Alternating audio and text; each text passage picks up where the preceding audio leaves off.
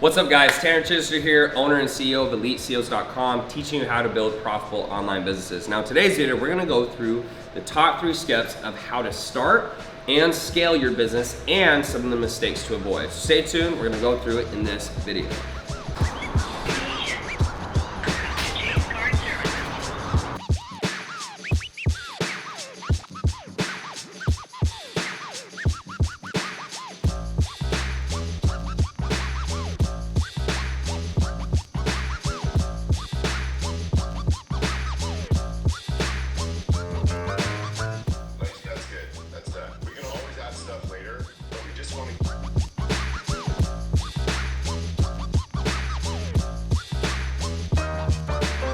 What's up guys? So hey, we just got back from my client trip in Miami. We had a great time. We threw in way more stuff like after events. We typically just do like presentations, but then we went go-karting.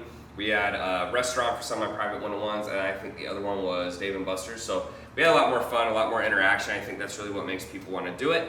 Now that we're back, I wanted to talk today about how to scale and like what are the first things you need to do and what you need to focus on. So before you scale, one of the things people don't understand is you have to make sure that your fulfillment is set, right? One of the worst things you can do is you're growing really fast, you don't have coaches or you don't have systems and structure in place, and then you bring on way too many clients without the proper infrastructure, and then what ends up happening is they get really upset. So the first thing I did when I started growing really fast is I got a coach.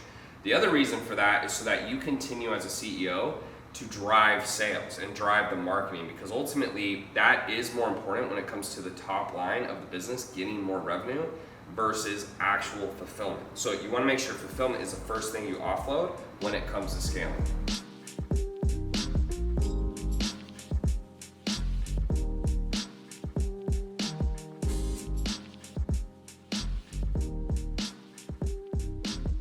I'm just finishing my morning tea. So Alex wanted me to tell you about a convo I had last night with a client.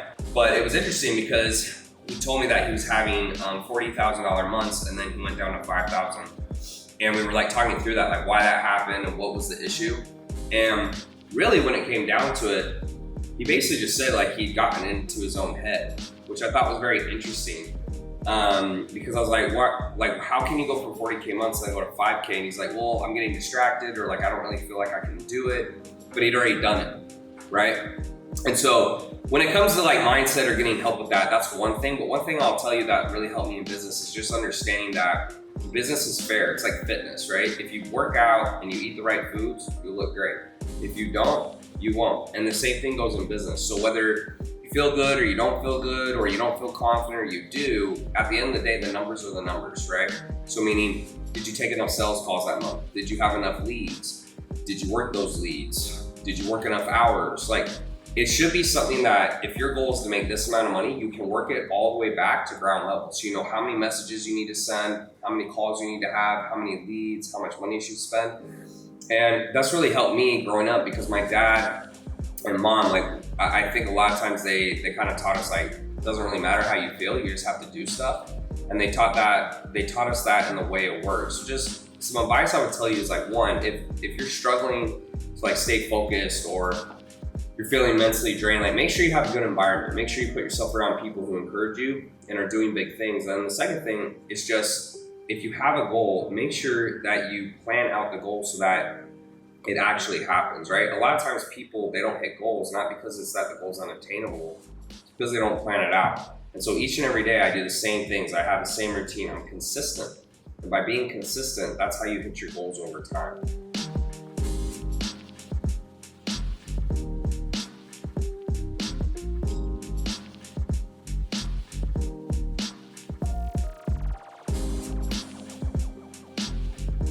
So today, for the second point on scaling and where to put your money, once you've gotten the coaches and the fulfillment set, the next thing is really to make sure you have a sales force. Now, typically, the first thing people think of is like, let me get a sales rep who can take phone calls.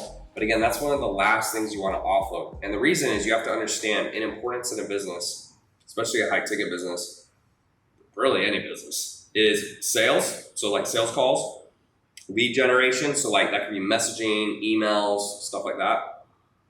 Set calls could be like a 10 or 15 minute call to schedule for the sales rep. and then you have fulfillment. And this is an importance of how you're going to make more money. So what I did is after I had the fulfillment, as I then got what I call a messenger. And what they did is they go and start combos for me. They respond to people. They're working my Facebook group, stuff like that. And I continue to do the sales calls. So the way it worked is I could start running ads, right? And that's where you want to put your money. I put it into ads and a messenger. So I started running ads, and the messenger would set all the calls. And then my coach would handle all the people I closed, and I would continue closing. I only started getting a closer once I was doing over 100K a month, because it's such an important part of the business that, you know, usually guys, teaching someone how to take over a job or something in your business is a lot harder than just doing it yourself. And there is a time and place where eventually you will have to, but it's usually much easier to give them something easier to do and offload that first than doing the absolute hardest thing first. And so that's typically my advice to people is get the coach, get the lead generation, put it into ads, and you continue to scale from there. So that's tip number 2. I'll catch you guys a little later for tip number 3. Hey, what's up guys? Chidester here with EliteCEOs.com, teaching you how to build profitable online businesses. We're actually at our live Mastermind event today, so check out all the beautiful people.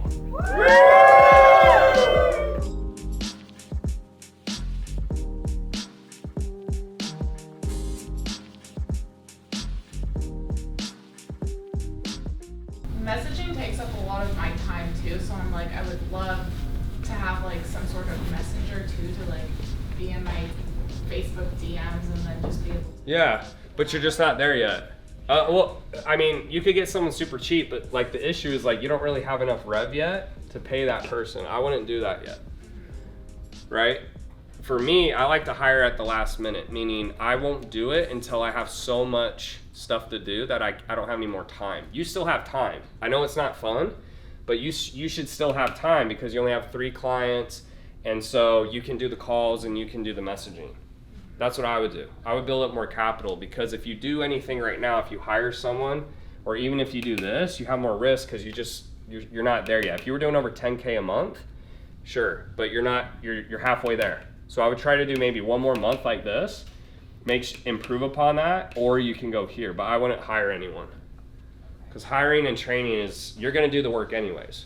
Yeah. So right, when you hire someone, guys, like you think the day one they're gonna start doing it, they're not. You're gonna pay them and still do the work for 30 to 60 days, if not 90, okay? So keep that in mind. When you hire people, you guys are like, oh great, I don't have to do this anymore. No, it's 90 days, you don't have to do it anymore. And even then you still have to manage. Like hiring isn't like as great as you guys think all the time. Whee! All right, guys. Okay, so tip number 3 for scaling. And this one's more of a mistake. One of the biggest mistakes people make is they offload things too fast. So like, I'll give you a prime example. Client comes to me, hey, I'm making a lot of money, I want to scale. They bring on someone to do like fulfillment, or they bring someone on to do lead generation. They train them for like 1 week, and then they're like, yeah, good luck.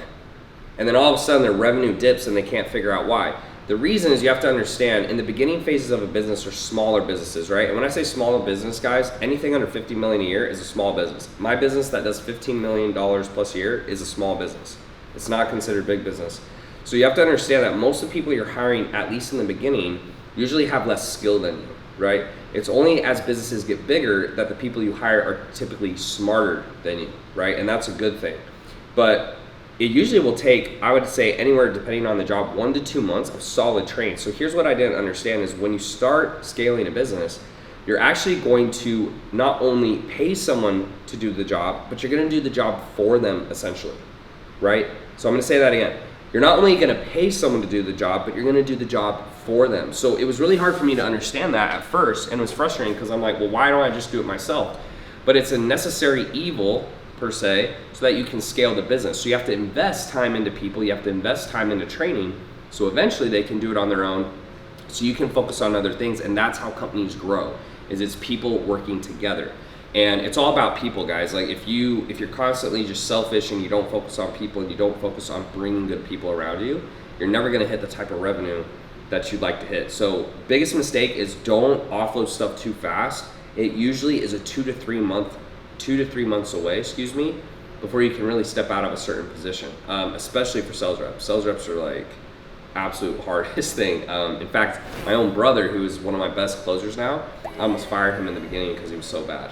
So hopefully that makes sense. That's tip number 3.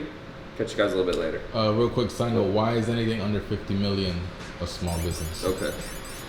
All right, so Alex asked a question and asked, he said he wanted me to talk about why anything under $50 million a year is a small business. I mean, that's really just almost what the government considers small business, anything under 50 million.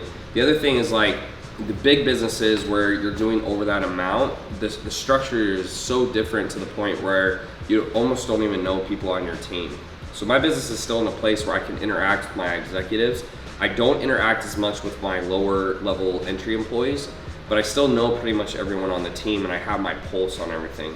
Once you get over 50 million minimum, you really don't have much control of stuff anymore. And it's kind of a scary feeling, but you have different leaders in different areas of the business who are actually the ones who are responsible for the results. And so you have a very huge lack of control. And it becomes more and more and more of getting out of the operations and of the daily management and more just ideas. So like someone you could consider like Elon Musk, Jeff Bezos, they don't do anything day to day. In fact, I bet they don't even know half their employees. They are strictly focused on implementation, ideas, and then having someone do it for them. So hopefully that answers your question. And